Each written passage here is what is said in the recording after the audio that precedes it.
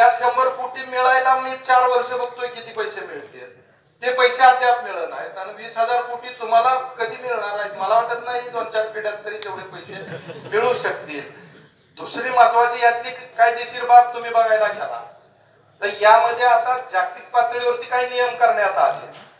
जागतिक पातळीवरती आता नैसर्गिक ज्या नदीचे स्रोत असतील नदीचा प्रवाह बदलायचा अधिकार आता कुणाला नाही.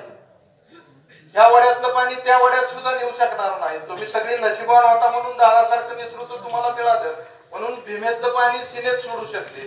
पण आता किती जरी मोठा कोणी या तालुक्यातला जिल्ह्यातला मोठा पंतप्रधान जरी झाला तरी हा नियम बदलू शकेल अशी काही परिस्थिती नाहीये. या सगळ्या गोष्टीचा यामध्ये शांतपणे विचार करणं गरजेचं आहे. आणि त्या दृष्टीनं मी स्पष्टपणे सांगतो की मी राष्ट्रवादीचं तिकीट घेत असताना माझा कुठलाही स्वार्थ नाही. मी जाहीरपणे सांगतो की पवार साहेबांच्या अजितदादाच्या विचारापासून मी लांब नव्हतो आणि ही या निमित्तानं मला मिळालेली संधी आहे.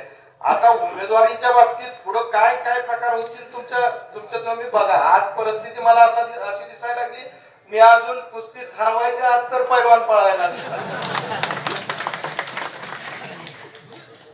आता मला अजून निरोप यायला सुरू झाले की एकमेकाच्या समोर यायला नको.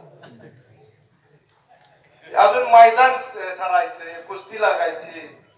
मी एका बाजूने आता निर्णय घेतलेला आणि त्या दृष्टीनं उमेदवारीच्या बाबतीमध्ये कोणीही उमेदवार असू द्या मी आपल्या सगळ्यांना नम्रपणे सांगेल की मी काम करत असताना ज्या त्या संस्थेवरती काम मला संधी तुम्ही सगळ्यांनी दिली जिथं जिथं राजकीय दृष्ट्या मी मतं घेतली. करमाळ्याची मतं मी विधानसभेला घेतली. मी इमानदारीनं करमाळकरांच्या विकासासाठी गेल्या 3-4 वर्षाच्या 5 वर्षाच्या कालावधीत इमानदारीनंच प्रयत्न केला. मी या निमित्ताने एवढंच सांगेन मी या लोकसभेचं प्रतिनिधित्व करायची तुम्ही संधी दिली तर ह्या सगळ्या मतदारसंघाची इमानदारीनंच वागेल एवढं